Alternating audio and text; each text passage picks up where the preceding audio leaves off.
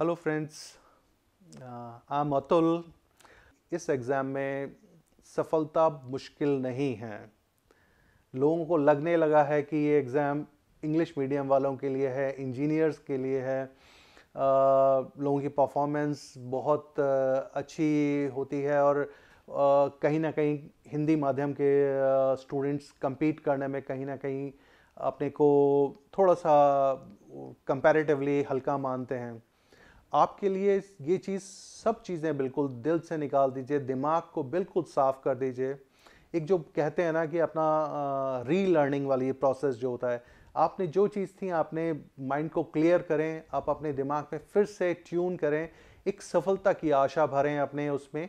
और आप अब जब तैयारी शुरू करेंगे, मैं जानता हूँ, मैं पिछले 30-32 सालों में मैंने बहुत हिंदी मीडियम के कैंडिडेट्स को देखा है, मैंने बहुत लोगों से बात की है, टॉपर्स के साथ रहा हूँ, मैंने उनकी चीज़ों को बहुत नज़दीक से समझने की कोशिश की है। और उन सब चीज़ों को मैं जब देखता हूँ तो मुझे कहीं भी कोई कमी नज़र नहीं आती। और आजकल तो हिंदी मीडियम के भी बहुत स्टूडेंट जो इंजीनियरिंग बैकग्राउंड के हैं। आपके लिए जो इंजीनियरिंग बैकग्राउंड की आप बात करते हैं कि अगर, तो आपके लिए तो फिर अपॉर्चुनिटी है। Why why you are afraid? आपके लिए तो इस चीज़ में कोई भी कहीं पे भी ऐसा डर नहीं होना चाहिए कि हाँ, आपको जो ज़रूरत है उसको समझें, तैयारी करें। और ख़ासकर प्रीलिम्स के लिए, क्योंकि प्रारंभिक परीक्षा ही एक ऐसी चीज़ है जहाँ पे कि success rate is very low. Mains तक पहुँच ही नहीं पाते हैं हिंदी माध्यम के उम्मीदवार, तो फिर रिज़ल्ट की बात करना तो हम लोग एक सपने देखने वाली चीज़ है। अगर मैं आने वाले इस रिज़ल्ट की 2019 का जो रिज़ल्ट अगले कुछ दिनों में आने वाला है उसकी बात करूँ तो मुझे कोई बहुत बड़ी एक्सपेक्टेशन नहीं है। क्योंकि अगर हम देखें तो कितने लोग हैं जिन लोगों ने हिंदी माध्यम से इंटरव्यू दिए हैं।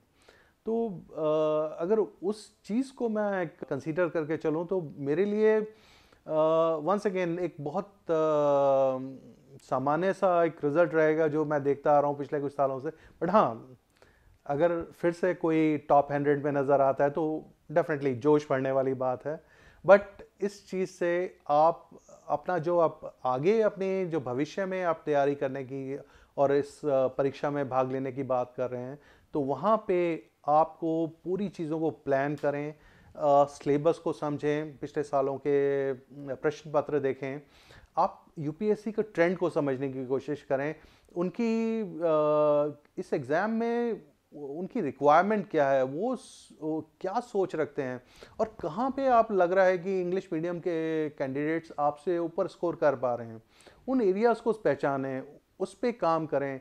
बहुत सारी टेस्ट सीरीज़ आज की डेट में हिंदी मीडियम जो कोचिंग इंस्टीट्यूट इंग्लिश के लिए बहुत पॉपुलर हैं मॉक टेस्ट के लिए, वही लोग हिंदी मीडियम की भी बना रहे हैं। तो उनकी क्वालिटी पे आप डाउट नहीं कर सकते।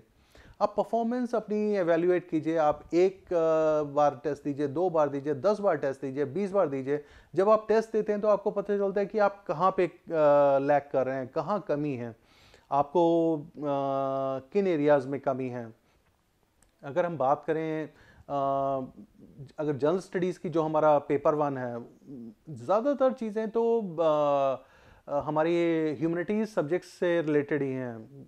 हिस्ट्री, ज्योग्राफी, पॉलिटी, कहीं भी उन सब चीज़ों में तैयारी में मुझे नहीं लगता कि आपको परेशानी है। जहाँ परेशानी आ रही है, शायद मुझे लगता है कि एक अप्रोच जो आप इस एग्ज़ाम को तैयारी करते हैं उस वक्त, और जब एग्जामिनेशन हॉल में आप पेपर कर रहे हैं उस वक्त, कहीं ना कहीं आपकी अप्रोच में कुछ कमी है। उस पे काम करें, उसको सुधारें, उस चीज़ को आप थोड़ा सा अगर मेहनत करते हैं। और एक चीज़ और है, ये एग्जामिनेशन ऐसा नहीं कि मेरे को हर साल देना है और मैं कुछ एक्सपीरियंस नया गेन करूँगा। आपसे फिर मैं कहूँगा कि आप 1 साल तैयारी करें। आपको लगता है आपकी तैयारी ठीक नहीं है, 1 साल और तैयारी करें, 2 साल बाद अपना अटैम्प्ट लें। पर आप जब अटैम्प्ट लें, आप ऐसा अटैम्प्ट हो कि आप प्रीलिम्स क्लियर करें, मेंस क्लियर करें, और इंटरव्यू में अपनी परफॉर्मेंस, शानदार परफॉर्मेंस के साथ में एक अपने लिए उच्च स्थान बनाएं मेरिट लिस्ट में। वो एक ज़्यादा अच्छा है बनिस्बत कि आप हर साल अपीयर होते रहें और फेल होते रहें और डीमोटिवेट होते रहें। ये चीज़ एक आपको समझने की ज़रूरत है, और शायद अगर इस चीज़ के ऊपर आप थोड़ा सा भी काम करेंगे तो आपको लगेगा कि आप सफल हो सकते हैं। और मुझे लगता है कि 1 साल का पीरियड बहुत होता है। आप हिंदी मीडियम के स्टूडेंट्स के साथ एक सबसे बड़ी एडवांटेज जो मुझे लगता है, आप लोगों के पास लेखन शैली है, आपका जो राइटिंग स्टाइल है वो प्रॉब्ली इंजीनियर से बहुत अच्छा होता है। आप लोग जब आप काम करते हैं, आप जब पढ़ते हैं, आप जब उस चीज़ को, अपने एक्सप्रेशंस को उभारते हैं, तो आपके पास वो कला है जिसमें कि आप अपने लिए बहुत अच्छा स्कोर ला सकते हैं, प्रोवाइडेड आप मेंस तक पहुँचें तो सही। तो इसलिए आप अपनी चीज़ों पे बहुत मेहनत करें। अगर आप इस साल 2020 परीक्षा में शामिल हो रहे हैं, अभी आपके पास टाइम है, आप अपनी चीज़ों को एक बार फिर से रिव्यू करें। आपके अब तक तैयारी तो आपकी हो ही चुकी होगी, बट अगर कहीं लगता है कोई कमी है तो उसको अगले चंद दिनों में उस चीज़ को पूरा करने की कोशिश करें। और उसके बाद साथ साथ मॉक टेस्ट लेते रहें, आप इवैल्यूएट करें कहाँ क्या कमी है। जो एरियाज़ आपको लगता है कि वो कंटेंट की वजह से परेशानी है या कहीं कॉन्सेप्ट्स क्लियर नहीं हैं, उन सब चीज़ों को आप देखें। आप देखेंगे कि आपको जो इवैल्यूएशन के अंदर जो फीडबैक मिलेगा, उस चीज़ से आपको अपनी चीज़ों को इम्प्रूव करने में बहुत मदद मिलेगी। और आप कतराएं नहीं, जितने ज़्यादा मॉक टेस्ट दे सकते हैं, जितने डिफरेंट कोचिंग इंस्टीट्यूट्स के मॉक टेस्ट आप अटेम्प्ट कर सकते हैं, कीजिए। आपके लिए एक मौका है अपने टैलेंट को दिखाने का। आप यहाँ पे अपनी जो आपकी मेंटल स्ट्रेंथ है उसको दिखाएं, और आप प्रूव करें कि आप हिंदी मीडियम के स्टूडेंट्स किसी से कम नहीं हैं।